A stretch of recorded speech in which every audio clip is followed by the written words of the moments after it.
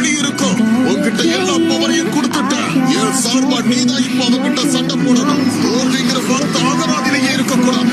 என் சக்தியோட ஓ சக்தியவும் சேர்த்து அவன் கதையை முடிக்க வேண்டிய நேரம் வந்துடுச்சு. சாதிச்சு காட்டு கேட்கிறான்.